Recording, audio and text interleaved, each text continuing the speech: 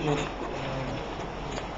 أولا أنا أعرف نفسي خريج يعني خريج على المجال بس يعني بعيد عن المجال شوية بس يعني الموضوع ده من زمان كتير نقرا عن نقرا الصحف. معلش ممكن تعلي صوتك بس؟ كتير بنقرا عن بنقرا عن الصحف والمجالات إن قد إيه مشكلة الأوزان في مصر ودول كتير عاملة أزمة، يعني ضياع استثمارات، ضياع عناصر بشرية بتروح لخانة الأمام، ضياع حاجات كتير على مستوى القومي. فقعدت أفكر طب ليه إحنا بنبص للأجهزة بنستوردها ومش بكفاءة مثالية، طب إحنا ممكن نعمل جهاز يخلص الأوزان بسهولة، يعني مصر بتسلم الثورة البشرية كده دولة يعني بيصعب عليها عمل حاجات كتير ودايما أي حد يسافر بره بيبقى مشهور بالكفاءة الأولاد بتاعه، بيصعب عليها نعمل جهاز أو نعمل وسيلة لخلص الأوزان تكون رخيصة وتكون آمنة وتكون أقل خطر على العنصر البشري في خلص الأوزان، بحيث الاستثمارات تضيع علينا سواء في التعليم أو الزراعة أو الصناعة، نحاول نتجنب مواضيع علينا. الأوزان منها يعني خصوصا الأوزان منها أنواع كتير، منها أوزان أرضية ومنها أوزان بحرية، في أوزان ضد الأطفال، في أوزان ضد الدبابات. الأوزان بتبقى مكونة من مادة مشبهة TNT وتبقى الكفر بتاعها يا إما بلاستيك يا إما معدن يا إما خشب. في منها أشياء كتير وفي منها أحجام كتير حسب الوسيلة أو حسب الهدف اللي هتستخدم منه.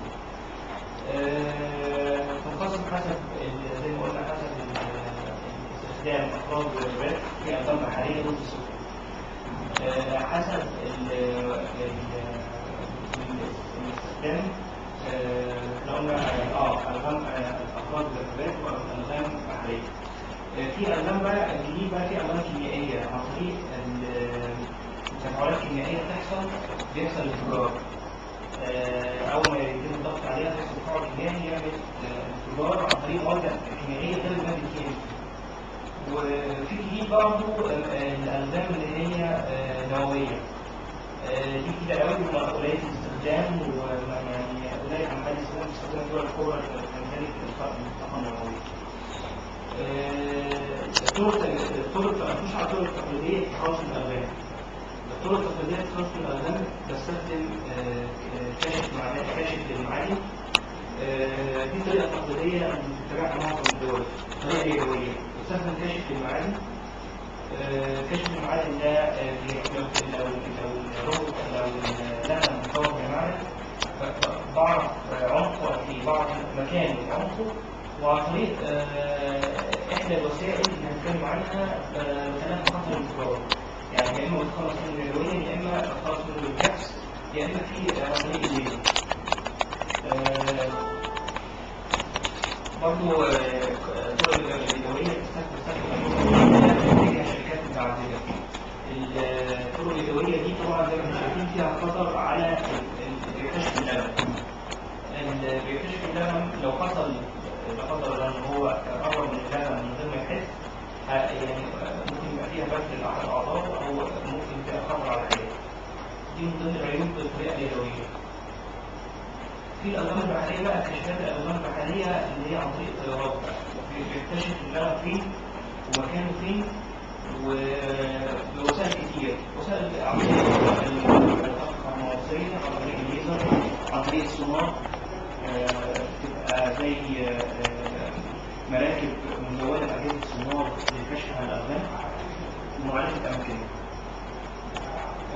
من ضمن خلق الأوزان برضه اللي هي عن طريق اللي هو كاسحات الأوزان الضخمة، دبابة بتركب عليها زي كاسحة أوزان بتعدي على الأرض، والقوة اللي هي ده ما تقدرش تأثر عليها لأن هي مصنوعة بحيث مهما لها انفجر ومهما كانت قوة المائية ما تقدرش تكسرها أو ما تقدرش تبوظ فيها حاجة. فهي من تصميمها يعني بيمنع إن هي تتأثر باللبن.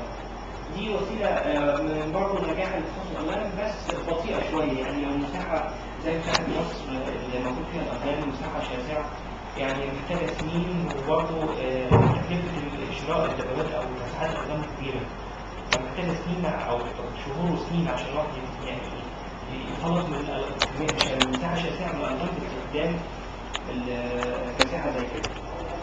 لو نوع اشكالها بطرق معينه، يعني دي من ضمن المساحات اللي هي عن طريق الكبس، بتخلص من الالغام عن طريق الكبس، يعني اضغط على اللغم وفوق التجاره ما بتاثرش على كثافه الالغام، فدي من احدى الطرق لخلص الالغام عن طريق الكبس. كبس يعني كل المطلبات بتعدي عليه، وطبعا ليها مدى عمق معين يعني ما تقدرش تعديها. لو عوامل الصحه هنا في مصر اللغم وصل للاعناق مش هتجيب نتيجه، يعني اللغم تحت ومغطى بالرمال ومغطى بالصخور، فاللغم مش توصل. في برضه اسحاب الالغام عن طريق اللي هو بتمشي على اللغم، بتمشي على الارض الملغمه، ولو في اي الغام بتنفجر وهي ما بتاثرش بيها لانها مصممه ما بتاثرش بالالغام. الطريقه اليدويه بعد الكشف عن اللغم، الطريقه اليدويه ان انا ازيل اللغم بشكل عام وبستخدم بحرص طبعا وراء اللغم، يعني ليهم خبره في ازاله الالغام، بستخدم الطريقه اليدويه في تزييل اللغم. طبعا دي طريقه خطره طبعا، وعاوز حد يتعامل معاها يكون خبير في المخدرات وخبير في الالغام. دي فكره جديده اللي بتوصل ليها روبوت يتحكم فيه على بعد على 4 عجلات، في سورس ليزر من فوق وفي اشعه ليزر متوازي. الروبوت بيتحط على مسافه ابعد من ذلك تبديل الالغام بحيث العقارب ما تتاثرش فيها. وبدأ زاوية بين الاشعه، يعني بيعمل زي ترشيد او زي حرق الارض، وبدأ زاوية اليمين على بعد ممكن يكتب 150 متر حسب سورس الليزر والطاقه اللي انت بتنزل وعصر على القطع عالي. وبدأ زاوية بين الاشعه بعمل زي حرق الارض عن طريق اشعه الليزر للعمق اللي انا عاوزه من غير ما يتاثر الروبوت.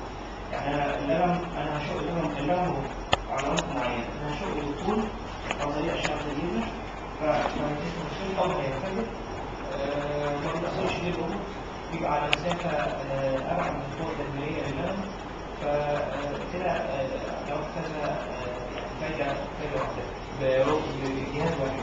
أول حاجة إن أنا خطر إزالة اللغم أو تدمير رفع خطر على الإنسان، رفع خطر على الآلة أو الجهاز اللي بستخدم بيه إزالة اللغم، وصلت العمق اللي أنا عاوزه. منطقة يعني وصلت العمق اللي أنا عاوزه ترجع على التأمين بتاعه عليه إن هو بيقدر يختلط. طبعا الشعاع اللي بيستخدم في مصنع قطع المعادن، فالشعاع الليزر بيقدر يختلط العمق اللي أنا عاوزه حسب القوة اللي بولدها. فدي طاقة عالية فدي قوة تختلط الأرض، تقطع في الصخور، تقطع في التربة، تقطع في الألغام. شو ألغام الطول وبدلات خطر من جواه. الحاجة الثالثة برضه الميزة الثالثة أنا بضغط المساحة شاسعة في وقت قليل، يعني حسب العرض بتاع أشعة الليزر أنا ممكن أغطي 5 متر أو 10 متر. خلص منطقة، طبعا منطقة طولية عرضها 5 متر، وطبعا ممكن يوصل 50 أو 60 متر حسب مدى شعاع الليزر اللي ممكن أوصله. طبعا كل ما كان قوي كل ما زادت التكلفة، يعني محتاج باور أعلى قد إيه. وبيختلف برضه تصميم أجهزة توليد الليزر. بعد ما أخلص منطقة أخش على المنطقة اللي بعدها، أخلص منطقة أخش على المنطقة اللي بعدها لحد ما أخلص مساحة شاسعة بزمن قليل جدا. ما أعتقدش إن في حاجة أو في جهاز يقدر يتخلص من الألغام في وقت زي كده. لأن مجرد سكاننج بعمل سكاننج بأشعة الليزر، يعني من قريب بعيد أو من بعيد لقريب، خلص منطقة أخش على بعدها بغطي مساحة وقت قليل. ويعني بعد ما وصلت كده يعني بعدها فترة دورت على أرقام مشابهة، لقيت في كان مجموعة في بحث كان حاول أمريكا مجموعة من علماء الفيزيكس هم بيستخدموا طرق تقليدية للكشف عن اللغم عن طريق شعاع واحد بس وبيدمروا اللغم. فدي ميزة إن أنا بستخدم أشعة متوازية وما أعرفش مكان اللغم فين. دي طريقة سريعة بتنظف الأرض بسرعة وخلاص بيبقى من غير ما الديتكشن برضه في خطر على الانسان كده 100% 100% مفيش خطر على الانسان او كشف اللبن. عرفتها طبعا على دكتور في الجامعه وقال لي فكره رائعه ممكن اشوفك على تنفيذها ولو توصلت التمويل. بس طبعا حصل يعني صعوبه في جهه التمويل. وبرضه من ضمن الكلام قالوا لي احنا دلوقتي الجيش قال لي تكلفه الليزر عليه الشده عاليه وفي اتفاقيات نازله جديد ان احنا حظر الاسلحه او الليزر عالي الشده ومصر احتمال فيها نمضي عليها يعني. بس طب ما احنا لسه يعني ما قلناش احنا ممكن نستغل الفتره دي ان احنا نعمل الجهاز ده وننظف الارض وبعد كده يعني الاتفاقيه مفيش مشكله يعني.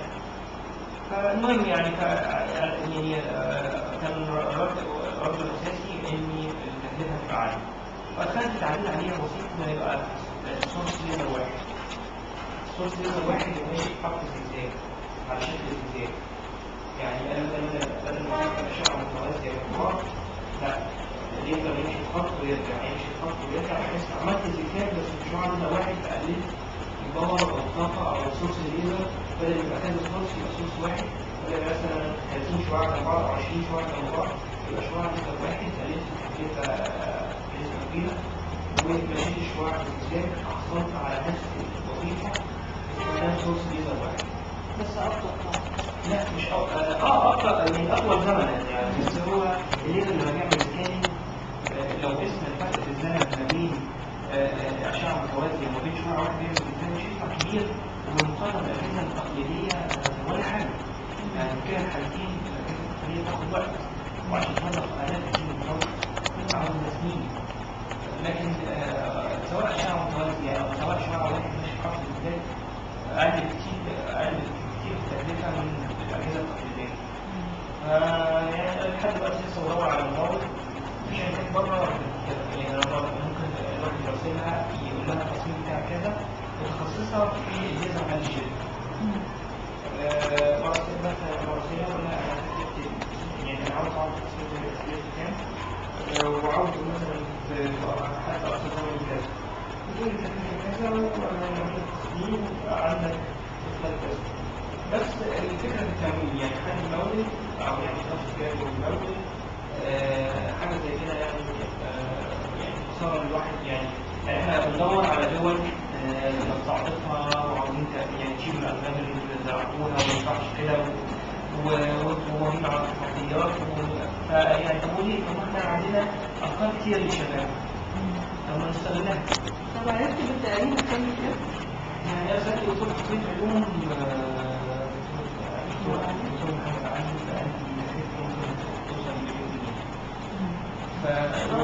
ده تكلفة الجهاز واحد؟ واحد بس دول 17 مليون لهم يعني هو الجهاز واحد هيخلط يعني بيشتغل على مساحة كبيرة. يعني مش صلاحية مثلا ان هو بعد كده لما خلاص محتاجين واحد غيره او صوص النجم ولا صوص الليزر موجود والدورة اللي موجودة ودورة أجهزة يعني تصميم بسيط جدا فمفيش حاجة محتاجة صيانة. يعني عشان الليزر يعني تاخد كذا سنة عمال ما تتغير. فاحنا مش محتاجين واحد ننظف بيه آلات الكيمياء اللي عندنا والصلاحية ده عشان تبقى مستمرة يعني الليزر يظهر في المصانع دلوقتي الصلاحية بتاعتها سنين. الصلاحية دي معاها 3 سنين. طب حسبت انت عارف مثلا المساحة الكلية بتاعت المنطقة اللي محتاجة تطهير حسبتها وحسبت عمل المعدة دي مثلا كذا مساحة مثلا كذا متر مربع ساعة يبقى هنخلص في قد ايه؟ لا الحاجات دي انا مستني اعملها في دراسة الجدوى. يعني انا اصلا الحاجات دي اللي فعلا بيعملها او التحديث اللي بيعملها ان انا اشوف ممول او الاقي ممول. لان الممول الحاجات دي بتعمل يعني اسابيع يعني ما بتاخدش وقت. يعني انا فكرت كتير من احسن الموضوع ده قلت طب انا حسبت وبعدين انا ما بقيتش ممول وانا زي كده فانا الحاجات دي ما بتاخدش وقت وتبقى انكلودد في دراسة الجدوى. لا هي الفكرة كلها المقارنة بين المعدة دي وأي معدات ثانية بنسمع عنها في واحد تاني مخترع جهاز تاني في مثلا في الجيش التقليدية مفيش مثال موجود في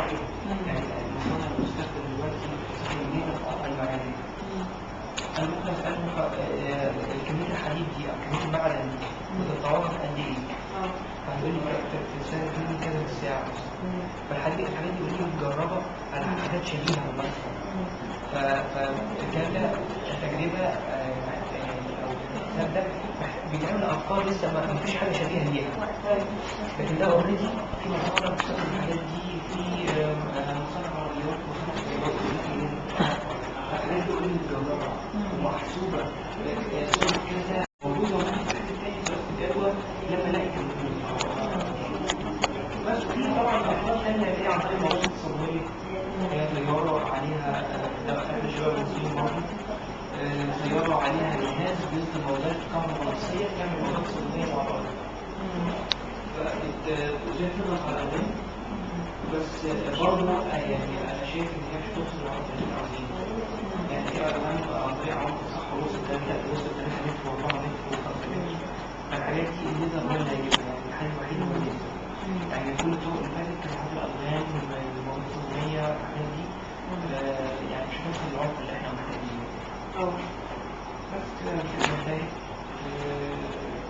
يعني أتمنى أن تكون الأيام ألاقي متجوز مشاهد. وكمان الدكتور حاول علي كان قايل لي على الفكرة دي هي فكرة توصل مليون، بس أعتقد بعد التعديل اللي أخذته أعتقد المليون دي هدية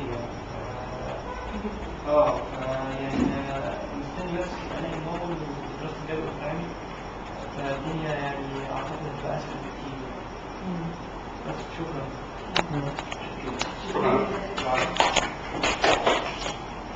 هل في أي أسئلة حد يحب يسأل أي سؤال؟ حضرتك ما عرفتش الاختراع بتاعك ده يدفع بيها واحدة؟ وزارة التعاون الدولي في اللي هو تكليف رئيسية للمجتمع ودكتور في الجامعة واحد في المهندسة بس وبعد كده معارض بعد الثورة ما جربتش فيه؟ بعد الثورة أنا كنت فاكر أنا امبارح اتكلمت عن الاختراع بس برضه ما حصلش فيه اتصال أو ما حصلش فيه حاجة كده.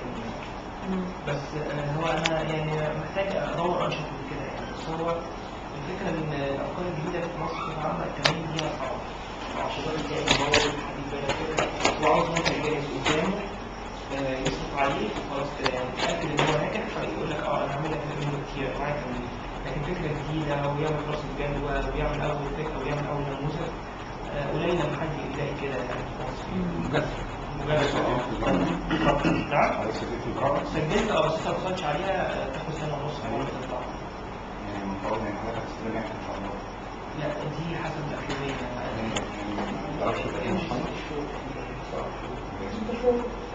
لا أنا بقدم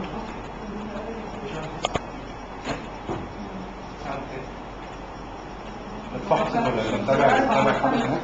لا وانا بقدم اوراق ما قالوا لي تخش لحظه سنه والوراء ممكن بعد سنه ونص. يعني برضه الفحص ولا لسه؟ لا لسه ما وصلتش عليه انا ان شاء الله قريب هحصل عليه. هو التست اللي هو ذكره الدكتور محمد علي ده استاذ ورئيس قسم experimental physics في جامعه القاهره. فيعني يعتبر هو لجأ لحد متخصص جدا في الجزئيه بتاعت الليزر. هو اضافه برضه ان هو الحكم ده المستشفى الدوليه اللي بيتعرض عليه ابحاث وبيقيمها قبل ما تنتشر دوليات برضه يعني في مجال من التكنولوجيا والفيزيكس. لا انا سؤالي مش بخصوص كفاءة الصراحه، انا سؤالي بخصوص تسجيل الصراحه. بيحتاج لحقوق المكان انا بضيف معلومه على معلومات انا بضيف معلومه عليها. كان انطباع عن التعامل الدولي مش زي الطبيعي. لا انا ما كنتش شايف الاعلام انا الامانه انا رحت قابلت الوزير قابلت الدول المتخصص في الموضوع ده في موضوع الأبناء في الوزارة هناك اسمه اللواء محروس. فقال لي فكرة جيدة وكويسة وكل حاجة. حتى كان معايا صحفية من مديرية الشرق الأوسط فقال لي فكرة كويسة وكل حاجة بس احنا محتاجين دراسة جدوى ومحتاجين تجيب لي ورقة أو زي أقرار من دكتور الجامعة إن الفكرة ناجحة علميا وتستحق التنفيذ. أول ما تجيب لي الاثنين دول أنا يعني ممكن يعني أرفع لوزير الموضوع وأشوف إذا كان ينفع التمويل ولا لا. بس فهو بس انا حسيت برضه ان هو محتاج اساسا تمويل، يعني هو بيرفع معنوياتي عشان معايا صحفيه وكده.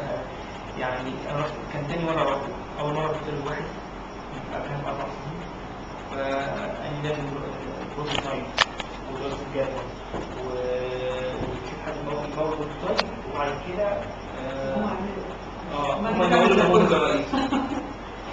فبعد كده يعني ارفع موضوع الوزيره واشوف اذا كان سجل لك تمويل في فكره. المره الثانيه لغى موضوع البروتوتايب وقال لي دراسه جدوى واختار من الدكتور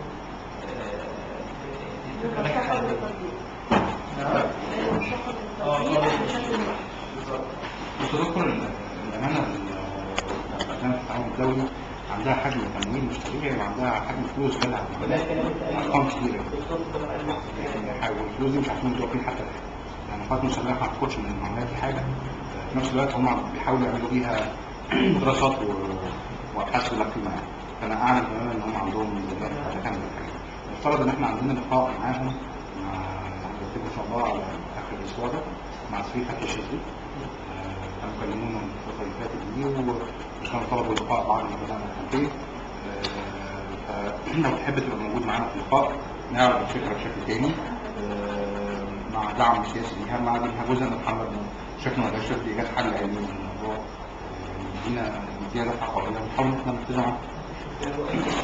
لسه ما عملناش كنترول بس يعني جزء من ال4 أو 5 سنين. اتمنى هذا يعني فكره هنخلص البلد من الاولاني يعني وقت قليل، فاتمنى ان يعني تامن مفيش مشكله.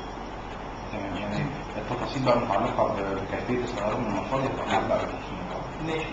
يعني دي هتبقى يعني هو بس ايه الاوكي يعني ممكن اكيد بلاش الاوكي ان هي تتعرض على اللجنه من عندهم بقياس بدل الواحد، يعني يبقى في نيه ان هم عندهم يعني نيه ان هم يمولوا حاجه زي كده.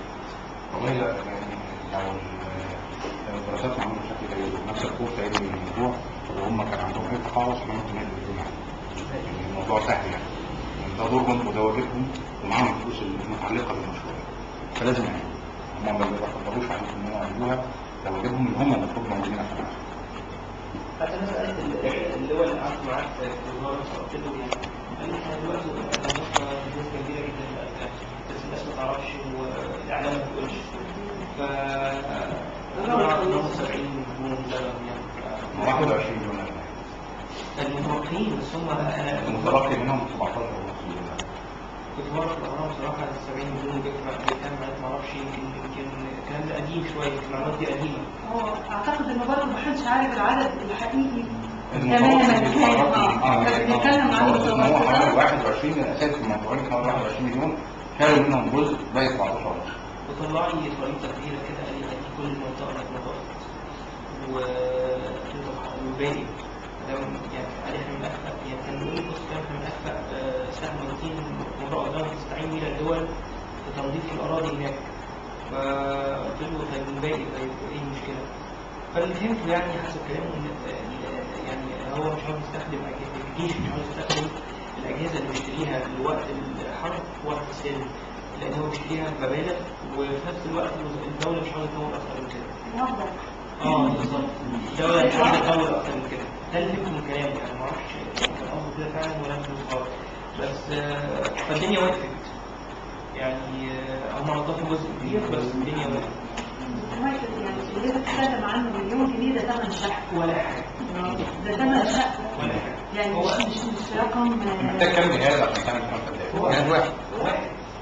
حضرتك نبدأ بجهاز موضوع جهاز واحد كل نفر هنجيب الجهاز يجيب ثمن والجهاز يجيب ثمن الشهر لان المنطقه اللي هتتنضف هتبقى قابله للاستثمار وللبيع. فانت ما عندكش مشكله في الفكره ولا في تمويلها، انت عندك المشكله في الموافقه السياسيه على السماح لك بالتنفيذ، انما هي قابله للتنفيذ. حد الدكتور سألني في كلية هندسة في واحد حسين هو أشرف على لا مثلا مسيح دكتور نفسه مثلا مسيح تعملوا بالقلم اللي هو قال لي لو جبت تمويل انا ممكن اشترك عليها. فدلوقتي يعني انا بص يعني لما قلت لهم هم عاوزين دراسه جدوى وقلت طيب انا بص من الاخر هم يعني مهما عملنا الحاجات دي مش هيموتوا، هو بس يعني هو بيستهلك وقت وبيبعتك رايح جاي، لكن انا عارف ان هم بيحطوا منها كتير في البنوك وبيستفيدوا من الفوائد. فانا مش ما عنديش سبب اتعب نفسي وهم ما عندهمش نيه اصلا.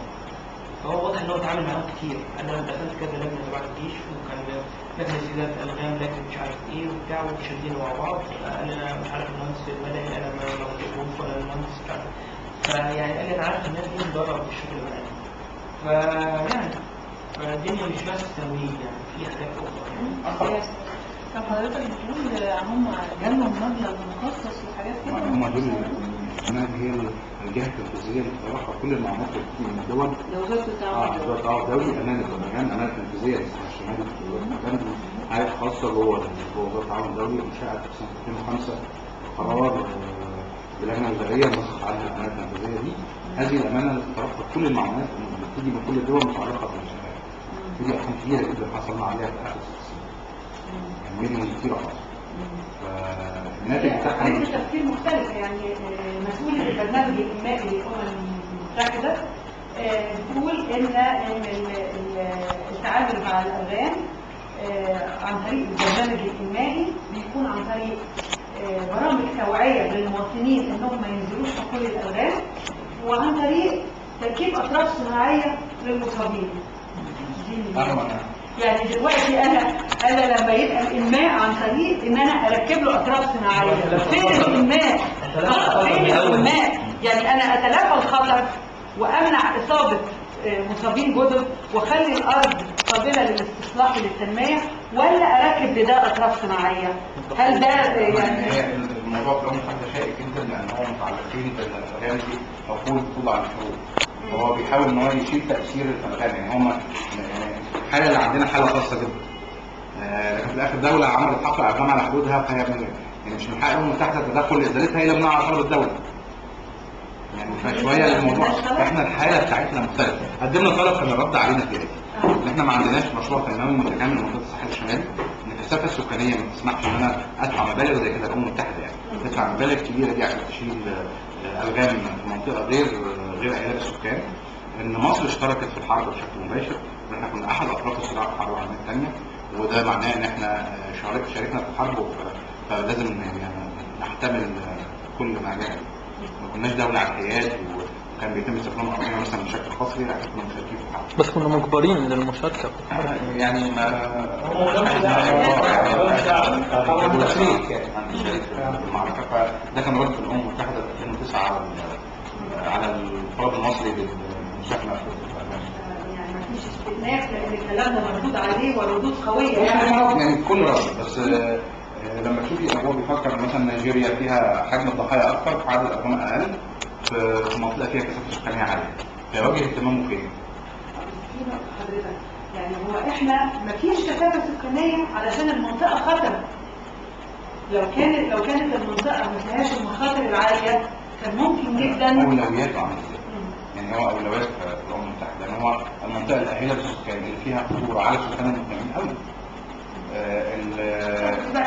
يبقى خلينا بقى نتكلم بقى في الاعتماد على نفسنا. طالما في ناس مقدمه اقتراحات مش هتتكلف مبالغ طائله، يبقى الاقتراحات دي تدرس دراسه وافيه، واذا كانت قابله للتطبيق يبقى تطبق، لانها يعني في نطاق حدود امكانياتنا. يعني بنقول انها ما فيهاش اعجاز يعني في التكلفه العاليه، مش محتاجه حتى ان احنا نطلب معونات يعني.